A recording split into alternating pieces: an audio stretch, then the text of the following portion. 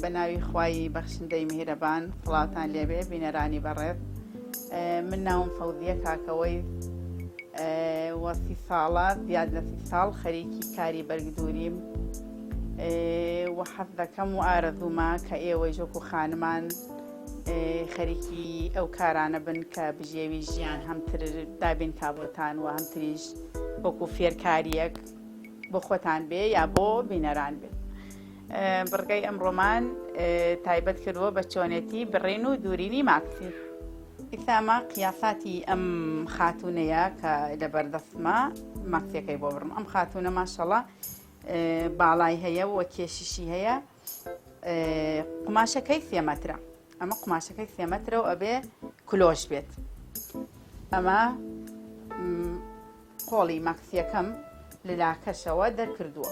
قۆڵی ماکسیەکەم لە لاکەشی 3 مەترەکەەوە دەرکردووە. لەبەرەوەی من نەخشی بۆ ئەەکەم مەجبورم پێشتر لێیکەمەوە. ئیسا دەکەین بە بڕینی ماکسیەکە. ئەمە بەشی پێشەوەی، ئەمەش بەشی دواو. ئەمە لێرە چون نەخشی لەسەرە ئەبێ چی بکەین؟ ئێمە سەیرێکی ئێرە بکەین. ئەبێ نەخشی ئەم دی و لەگەڵ ئەو دی و یەک بن. لەبەرەوەی دەمبوسێکی ئەبێت تێدەین. لەبەرەوەی سنگی ماکسیەکە چون سنگە لار نەبێ یەک دەمبوسی لێدەین. لەبەرەوەی سنگەکە ڕێکی یەکتری بێ. ئەم خاتونە سەرسنگی ئەم خاتونە چەنە؟ 135. ئیسا ئەمە من 135ەکە بێ بە سافی بمێنێتەوە. ئەبێ من 140 بۆ ببڕم. لەبەرەوەی ئەو 5 سانتیمەی بۆچی ئەمێنێتەوە؟ بۆ دوورین و بۆ ئاو بچێتە ئاو قماشەکە مێنێتەوە. ئیسا من لێرە دیاریەکەم.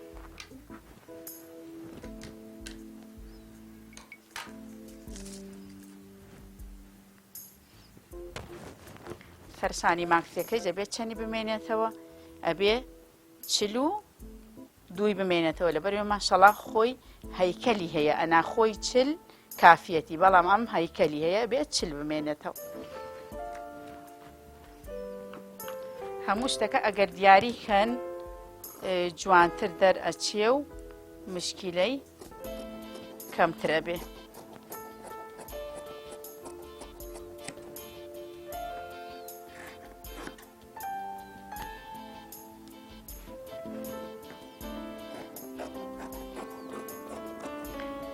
لێرەوە کە دەستمان پێکرد ئەبێ چی بکەین؟ کەمێک کەمەرەکە باریک بکەینەوە. لەبەرەوە کەمەرەکە هەتا ئەچینە خوارەوە وردە وردە قماشەکە کە لەگەڵ دەسم سانتیم بە سانتیم کەمە بێتەوە.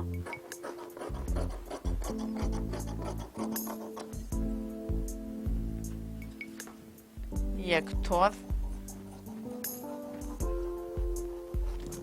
کەمەرەکە باریگە بێتەوە. وە سەرشانەکەیش بۆی جوانتر دەرچێت سەرشانەکەی 1 تۆز کۆڵە بێت. 1 سانتیم. وەملەکەش عینەن مادە 2 سانتیم بە پشت و پێشەوە هەڵەکانی. لەبەرەوەی جوانتر دەرچێت شتەکە. ئەو کات دەمبوسەکە لا دەدەین و ملی کراسەکە ئەبڕین. ئەم خاتونە داوای ملێکی قاژی کردووە. ئەبێ ملەکەی قاژێکی تیا بێت. لەبەرەوەی گوڵەنکەی بۆ ئەەکەم من.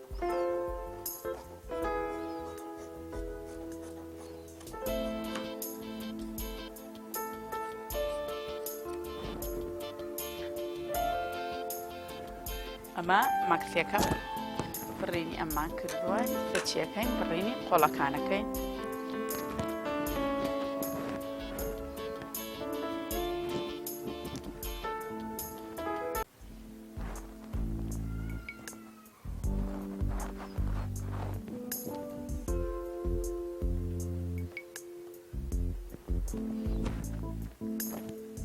ئەبێ قۆڵی ئەم ئافرەتە پانی قۆڵی 60 بێ و پانی قۆڵی 50 بێ. درێژیەکەی 60 بێت و پانی ئێرەی 50 بێت. لەبەرەوەی ماشەڵڵا بەخۆوەی ئەم ئافرەتە. سامە خۆی ڕێک بۆ قیاسە بڕێ و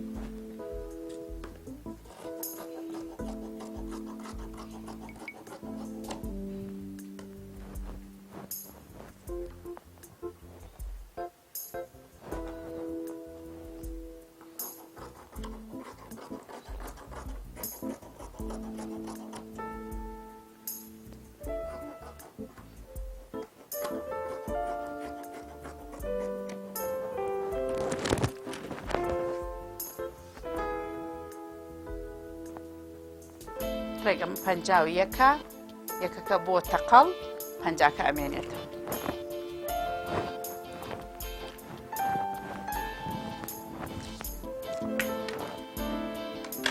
ئێستا دەست دەکەین بە دوورینی مەکسیەک.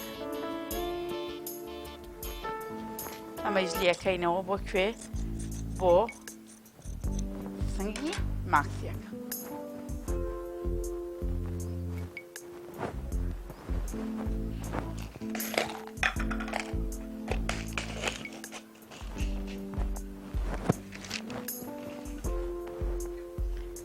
بۆ باڵای ئەم ئافرەتە خۆی 150 150کەم دانابوو بۆیە باسم نەکرد 150 باڵای.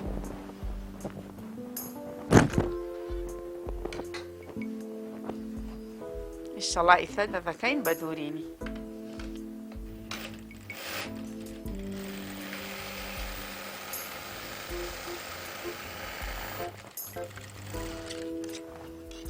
زۆربەی ئافرەتان ئالەم سنگانە کە پێیوە ئەنێن کەمێک کێشەیان هەیە. ئینشەڵا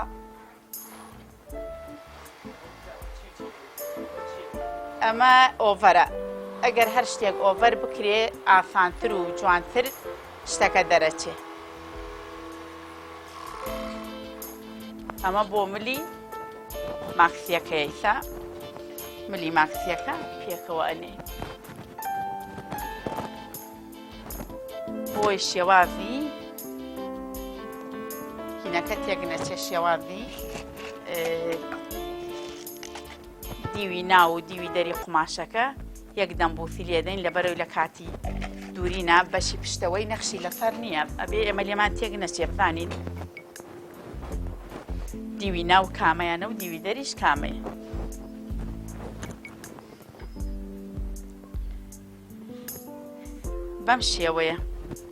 بەم شێوەیە ئەمە داخین. زۆربەی خانمان ئەوانەی کە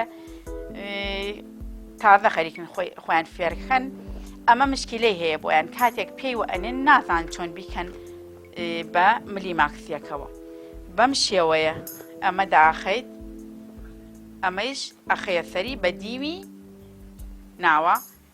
ئەمە دیوی دەرەوەی لە ناوە. جا ئیسا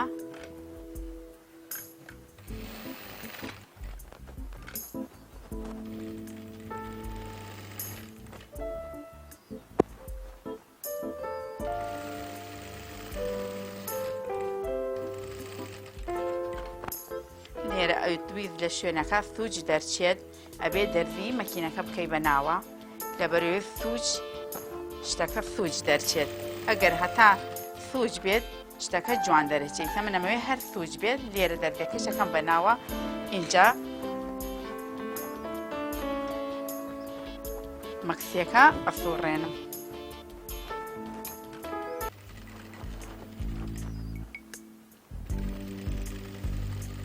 ئێرەیش هەر ئەبێت سووج بێ دەردێکە بە ناوە ئەکەین ئینجا ئەیسوڕێنین.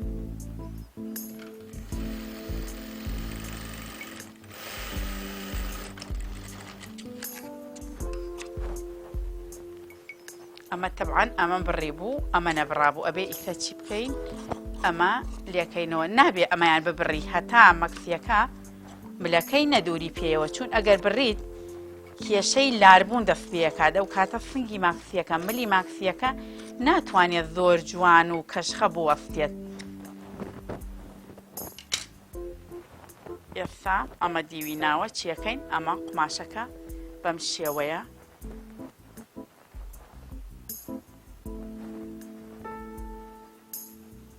هەڵ ئەگەڕینەوە.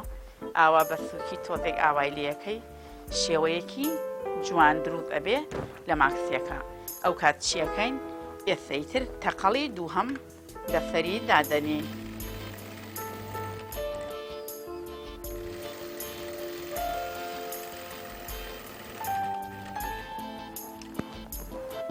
لێرەش هەر لەبەرەوەی سووچە ئەبێ دەرزیەکە بکەین بە ناوە.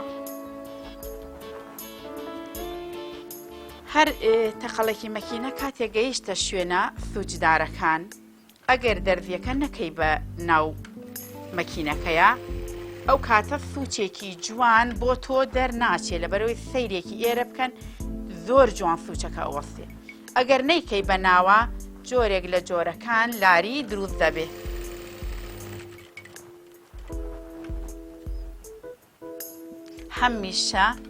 هەمیشە دەرزیەکە بکەن بە ناوە لە شوێنە سوچدارەکانە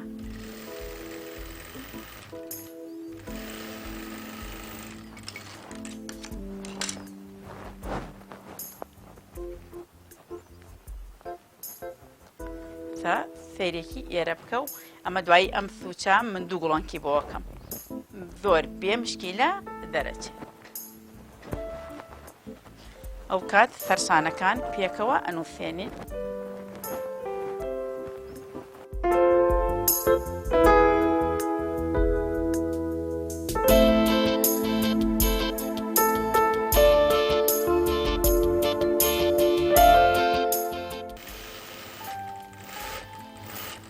ئەوانەش کە ئیساتە بۆ نمونە ناتوانن شتەکە یەکسەر ببڕن ئەتوانن لەسەر قماشێک کە نەیانەوێ چی بکەن بڕینەکە بکەن و ئینجا دانیشن قماشە ڕسمیەکان ببڕن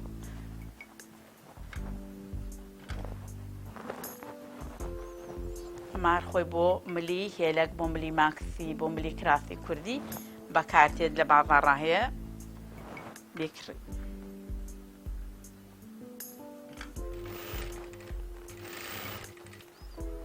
شتێکی جوانە و جوانیە بەخشێ بە ئەو جلەی کە دەیدوریت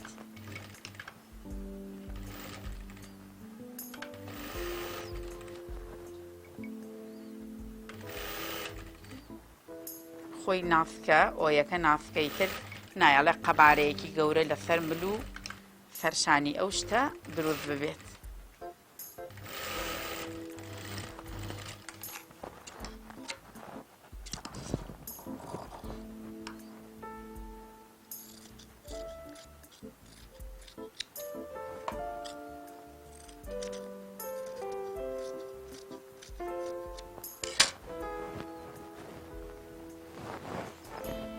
شێوەیە تەقەڵەکە دووبارە بخێنەوە لەبەرەوەی فەرشانەکە هیچ ڕێشاڵێکی مەکسیەکە دەرنەکەوێت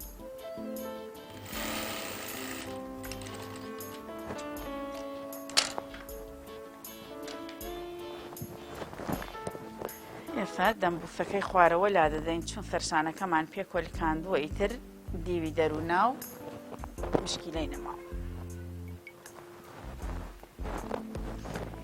چی دەکەین قۆڵەکان دەرکێنین پێ ئەوە دیاریەکەی لەبەرەوەی لە فەرشانەکەەوە ڕێک دەرچێت ئەم کەلاییە لەسەر تەقەڵەکە دانین لەبەرەوەی فەرشانەکەی ڕێک بێت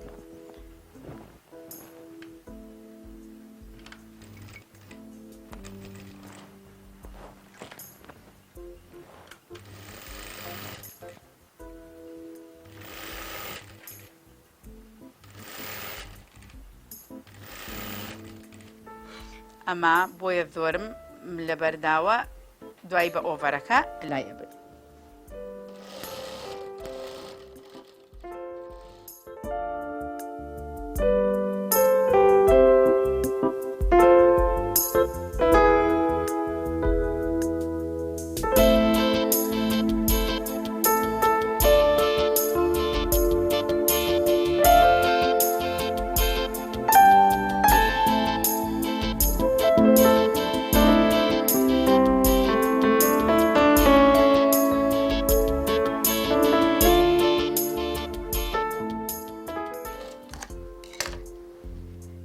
ئیسە پێکەمانەوە کاندووە ئەمەوێ ئۆڤەریکەم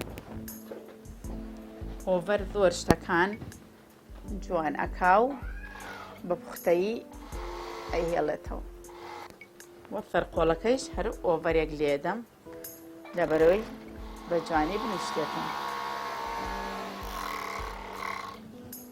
ئەتوانی بە یەک پارچە پارچەیش ئۆڤەریان کەی بەڵام ئەگەر ئاوا هەمتر بۆ تۆ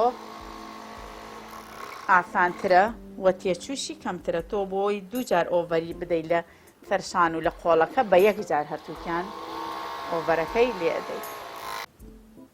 ئەمە قۆڵەکە تەبعاً وتمان قۆڵی ئەم ئافرەتە ئەبێ شەستی بمێنێتەوە ئیتامە 64 سانتیمە. من چێکەم 4 سانتیمەکەی دادەدورمەوە.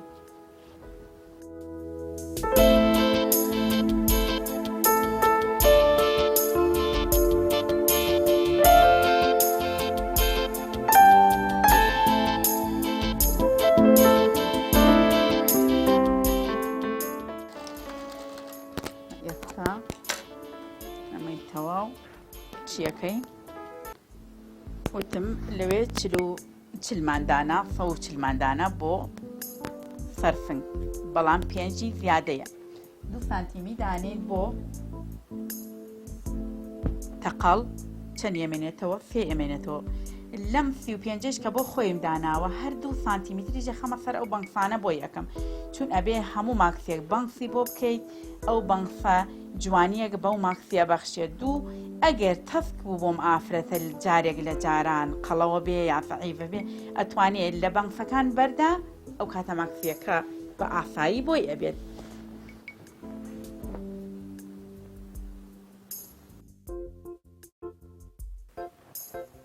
تەتەقەکەین بە دوورینی لاکەشی ماکسیەکە وتم لە سەرەتاوە باسم کرد وتم ئەم ئافرەتە 3 مەتری ئەویست لەبەرەوەی خواری ماکسیەکە ئەبێ کلۆژ بێت. کلۆشەکە چەند؟ ئەبێ 95 سانتیم دەرکات. ئەبێ خواری ماکسیەکە ئەبێ 95 سانتیم دەرکات. گەیشتن بە هەندێک شوێن کە زوو ئارە قوشت لێدا هەڵە بچڕێ ئەتوانی 2 جار 3 جار مەکینەکە بەم شێوەیە بەرودوا پێ بکەی لەبەرەوەی ئەو شوێنە هەڵ نەبچڕێت.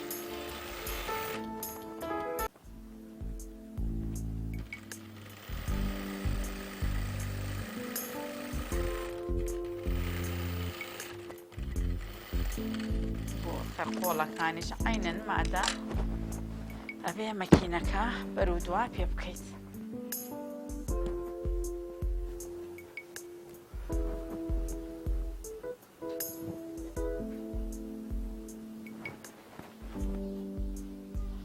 هەمیشە بە ئاگادار بن کاتێک لێرە قۆڵەکەمان داناوە بۆی جار جارێک قوماش کەم و زیاد دەکات. ئەبێ ئاگاداری ئێرە بی. ئەگەر ئاگادار نەبی دوایی سەرشانەکە لار دەرەچێ. ئەبێ هەمیشە پێشەکی سەیرێکی ئێرە بکەی ئینجا دەستکەی بە دووری.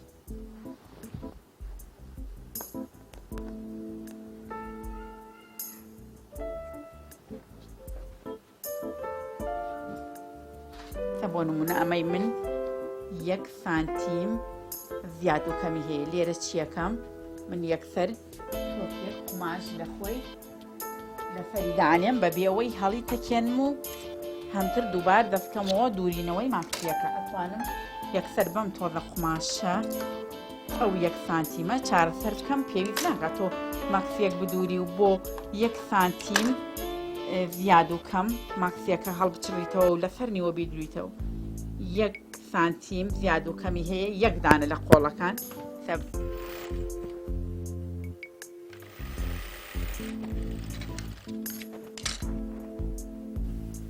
هەر ئەکەوێتەوە بەرتەقەڵ، بەڵام بۆ ئەوەی سەرشانەکە ڕێک و جوان دەرچێت ئەو تۆسکەی لەسەر دادەن.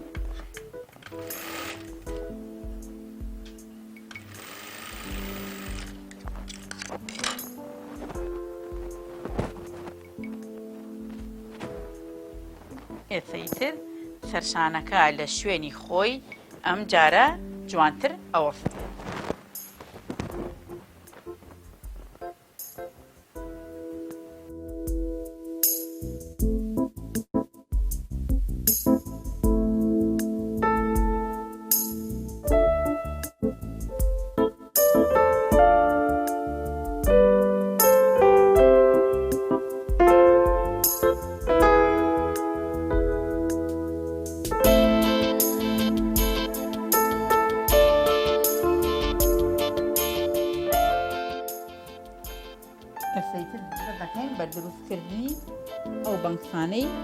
کەوتم دروستی ئەەکەین لە ماکسیەکەیە.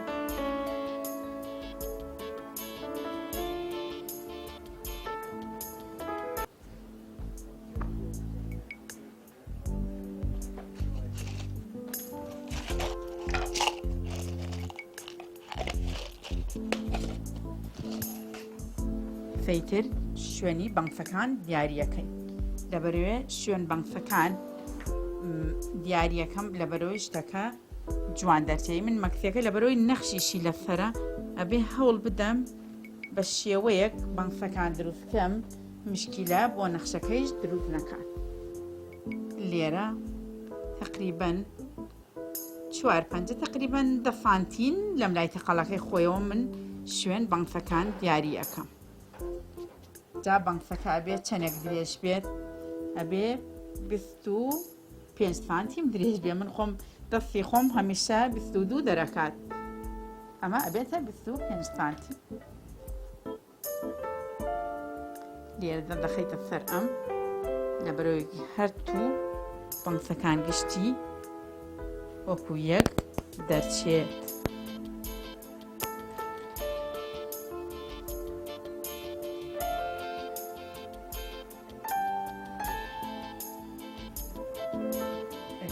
یاریمان کردووە، هەمووی دەباشیرم لێداوە لەبەرەوەی شوێن بەنگفەکان بەو شێوەیە دەرچێت کە من ئەمەوێ.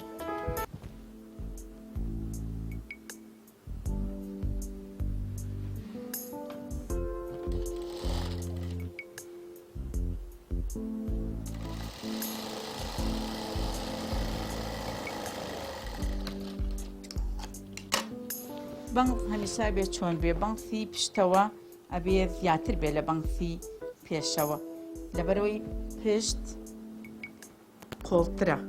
ئەو کاتە چیەکەین لە سەرەتاوە بە باریکی دەست پێ ئەەکەین، لەبەرەوەی قوڵی لە بەنگفەکات ناشرینیەک دەست پێ نەکات لە خوارەوە، بە باریکی دەست پێ ئەەکەین وردە وردە بە سانتیم بە سانتیم بە سانتیم چی ئەبێ؟ پان ئەبێ. کە پان بوو گەیشتینە حەنای بنباڵ، شوێنی بنباڵەکە وردە وردە بەنگفەکە باریک ئەکەینەوە بۆ شوێنی ئاسایی خوارەوە، چۆن لە خوارەوە بە باریکی هاتووە. لێرە سەیریکە باریکە، لێرە پانە پانە تا ئێرە وردە وردە باریکە بێتەوە.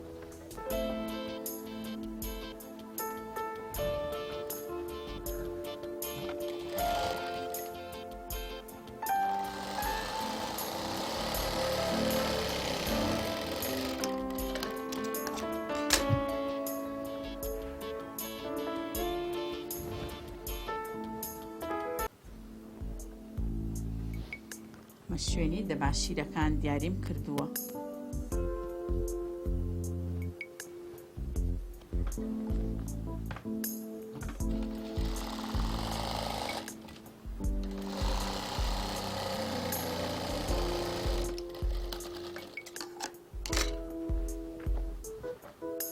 سەفەیرەکەی بزانین ئەم سانتینەکان بەو شێوەیە ماوەتۆ کە من ئەمەوێ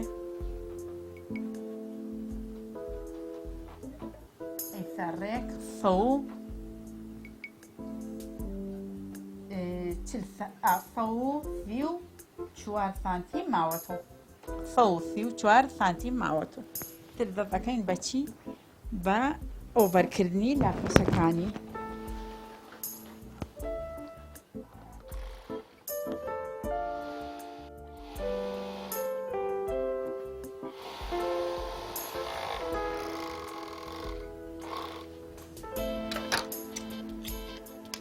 لەبەرەوەی ئەم ماکسیە 3 مەترە ئەبێ چی بکەین؟ لە لاکەشۆ کەمێک هیلالی دامێنەکەی ببڕین، کەمێک، زۆر نا، لەبەرەوەی 3 مەترە. ئەمە ئەگەر 2 مەتر بێ یا 2.5 بێ یا 2.4 بێ هیچ پێویست ناکات ئەم هیلالیە بۆ ببڕی، لەبەرەوەی ماکسیەکە خۆی ڕێک دەرەچێ. بەڵام ئەمە لەبەرەوەی کلۆشە دامێنەکە پانترە، کە پانتر و سوچەکان زیاتر درێژە بێتەوە. ئینشاءڵڵا ئیتر ئەمە ئاخر تەقەڵی ماکسیەکەیە.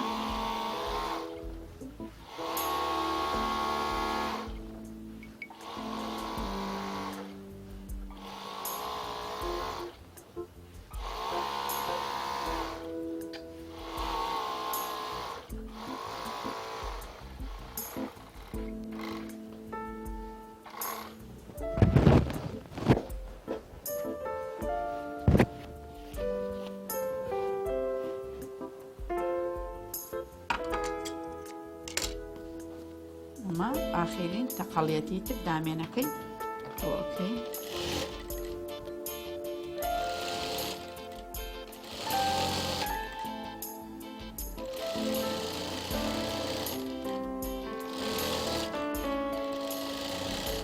هەمیشە ئەم دەفەتان لەسەر قوماش دانێن بەم شێوەیە لەبەرەوەی نەچێتەوە ژێری لاری لە شتەکە دروست نەکا.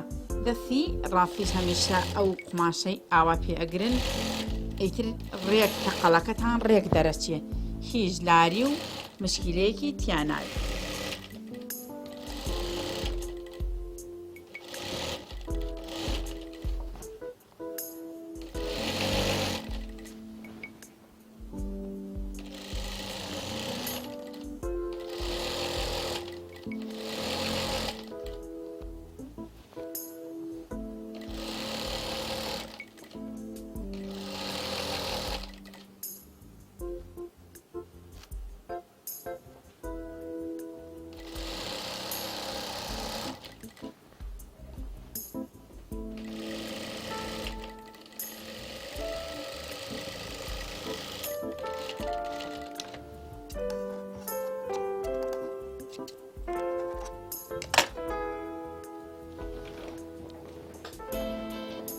ئەمە ماکسیەکەی شەڵە کۆتاییەکەیەتی.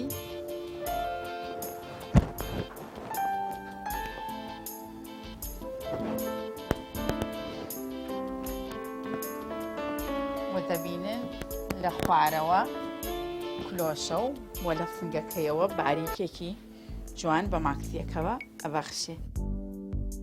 ئینشاڵڵا داواکارم ئێوەش و فێر ببن و سوودیشی لێ ببینن.